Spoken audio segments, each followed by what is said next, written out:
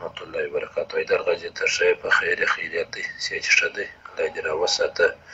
نو ما ولې د خوږې خبرې کړې دي، کیسې کړې دي، الله دې موږ ته هدایت وکړي. البته عصمت پهلوان یو مجاهد عظیم کرامت تېر شوی دی، د خوږې په هر حواله ډېر بد نسبتونه ورته کړي دي.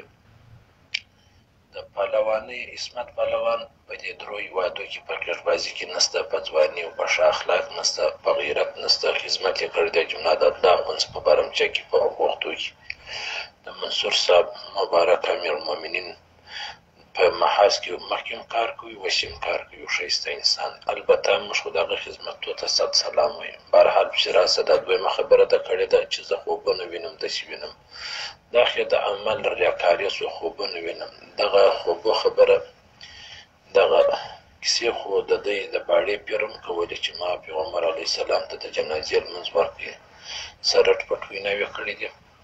او د دوی پر برابر شیخ مولوي عبدالعلي دیوبندي صاحب مبارک الله دې درجې بلندې بالا کړي، هغه دنیا کې ډېر یو عظیم کارمان شخصیت و د امت مسلمه پر سطح. په هغه پسې دوی رټ پټ هم ویلي دي، هغه د دوی حقیقت بیان کړی دی. دی و د تربیې ملا و، تر واده کول چې شته ترخه د زوی مردا کېدو. دا رټ پټ ویناوې چې کړي دي په دې کې دي په نظریې په اصول پسې. بل دا دې ده بله خبره داسې ده چې دی موږ ته د امارت خبرې کوي یا د امام صاحب خبره کوي. امارت د ټولو مؤمنانو کور دی. په افغانستان کې د ټولو دنیا د مؤمنانو د مسلمانانو مجاهدینو قبرونه ستا وینې توی سوي دي په دې دین اسلام. دا د یوه ولایت د یوه ملک د یوه هېواد د هېچا د نه توی سوي، دا ټولو دنیا قربانۍ ورکړي دي. دا د هر چا د سترګو څخه پټې خبرې نه دي، ښکاره دي. دی دا خبرې د قوم پرستۍ طرز هم کې کوي چې موږ کنداریان د کندهار دی، پایلوچ د ده وسیله ده او عصمت پهلوان ته دی داسې ویناوې کوي. نو د بد اخلاقۍ هغه بیا دی په امام صاحب دلیل نسي. امام صاحب مبارک یو وخت چا غیبت کړی و، ده وایي ورې د مټایي ور واستوه. هغه ویل دا څنګه ورته خپلې نیکۍ دې ما له راواستولې، زما دغه دې و ځان ته جوړې بد عمل و خبرې ګناوې. نو یې خبره داسې ده. نو د ده و اخلاق ته وګوره، خبرې چا پسې کړي دي، کیسه څوک کوي، خبره چا په مخ اخیستې ده. نو دی و عصمت پهلوان مبارک ته رټ پټ ویناوې کوي. نو وایي وهم دې چیرې غږ دې چیرې دی، وایي دې وره د داسې اوس وخت غوړی دی پر ده چې درته تکلیف مشکلات راغلی، مناظرې او شیانوس کوئ، د حقیقت و خلکو ته معلوم سو. دی دې داسې څه نور خلک سه تروه مروه ده که څه بلا ده. د دوی نظریه او حقیقت چې خلک خبر سو، د منډه واخیسته پر دې فتوحاتو مځکو باندې خپل دا خنثی ارادې و نقشې عملي کوي، خلکو ته وښایي، خلک را جلبوي.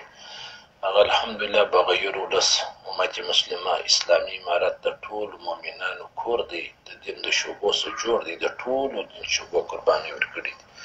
نو دی ولاړې هلته دا کیسې کولې، وایي ورې د خپل تبلیغات هم کوي، نوم هم کوي، روانېږي، د مدرسې سره ویډیو جوړوي، نقشه جوړوي. کوم مجاهد ویډیو جوړه کړې ده چې روانېږي، دنیا ته دا ښکاره کوي چې زه خو داسې یم، په ریګ ته وختئ، زه خو داسې عکسونه واخیستو. هلته ورسېدی دا امارت چې وایي ورې ده ول دا کیسې به نه کوي، که کوي نو بلدې وایي ورې ده چې ځد ولې چې دغه کیسې تا شروع کړي. نو دا خلک په هر حواله خپلې نقشې وکړي. انشاءالله تعالی زموږ ته یو پلار دی، یو مور دی، آدم علیه السلام، حوا د غرب د شرق څخه مسلمانان مؤمنان څوک نشي جلا کوي. یو مې رب دی، یو مې پیغمبر دی، یو مې امام دی، یو مې دیوبند دی.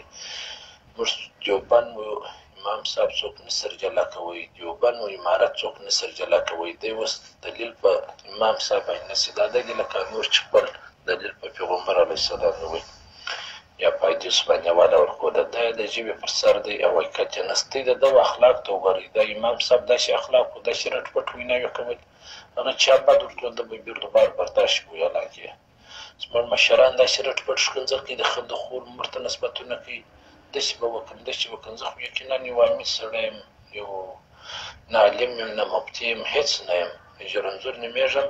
دا خبره مې کړې ده، دا د اسلامي امارت په مشران د مؤمنانو د مسلمانانو د دین ټولې شعبې چې ناست دي د هغو په مخ کې ورته کوم چې دا دې کړي دي، دغه دې طرز دی، دا دې نقشې دي.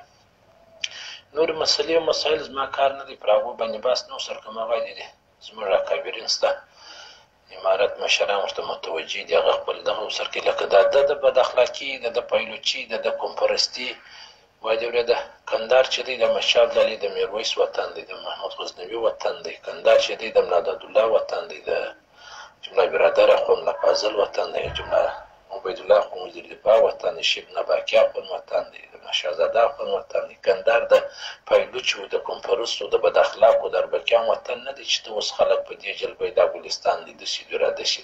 په اسلام کې بارډر نشته، په اسلام کې دا ملک نشته، په اسلام کې تور سپین نشته. الله وایي ما ته هغه محبوبه دي چې تقواداره پرهیزګاره ستا تقوا خو د بیخي و انتهایي و اعلی درجې ته رسېدلې. دا اوس تقوا ده، دا اوس اخلاق دي. د کوم پرستي ګیرونه تور لګی، د بد اخلاقي ګیرونه تور لګی، د پایلوچي ګیرونه تور لګی. نن چې فتوحات راغلي وادي وریده تا ور منډه کړو، د خپل فکر سوچ عملي کوي. هغه خدای پاکه یې امارت درته داسې مه کړو چې ببو چلېدله ته چیرې وې، چې کولنګ چلېدی ته چیرې وې، کولنګ طیاره دا ډرون چې چاپې وې، ببرې څرخکې وې ته چیرې وې، په کمربندو کې چیرې وې. نن وارله چې فتوحات راغلي بس وادي وریده ویډیوګانې جوړوي خلک یې ورځ په دې خلک راجلبوي چې فاتح و نامې او فلانه چې دا شل ټیریزه موټر یې نشي وړی، هغه نمونې پر ځای نشي. بهرحال خبرې خو ډېرې دي. الله دې موږ ته عفو وکړي، خدای پاک دې موږ په صراط المستقیم برابر کړي. د الله حکمونه د نبي ترمي امارت په چوکاټ کې د دیوبند علما دا ټول مدرسې اکابرین مشره دا ټول د دیوبند راوتل. دیوبند چې دی دغه د امام صاحب په مذهب کې دی، هغه هېڅ بیرون نه دی. دا خلک به همداسې وینا یو کوي په زړه یې بل څوک دي. شاوخوا ته پرای ولابي خط قوت د سر ورسره دی. قوت دا دی چې مطلب خلک یې پر ملا نور ټکوي. هغه د تروا د چې شي دغه باړه د اوداسې نقشې طرف ویلي، خو موږ یادوی هم نشو، موږ د قرات هم نه دي ویلي. البته دا خو شیخو د مفسرین علما بیا درته بیان کړي د دوی تاریخ. خو بهرحال خپل امارت متوجه سئ. کمی و پیشې پاره شعبه کې ستا د کفارو د نفاق فتوا یې پر چا نه لګوه، نو د جهاد خو دی په انسان کې لکه زړه که زړه مړ سو ګرد به مړي. نو جهاد زموږ سر و سترګې دی، او د جهاد شعبه که تبلیغ دی، که درس تدریس دی، که تصوف دی، که نور د دین شعبې خدمت موږ ټول ته قابل احترام یو. ها کمی و پیشې به پر چا کې البته فتوا یې موږ پر چا نسو لګوی. نور وخت نه نسم، دعاګانې راته کوئ، دعاګانې درته کوم، پر الله مې سپارم. السلام علیکم ورحمة الله وبرکاته.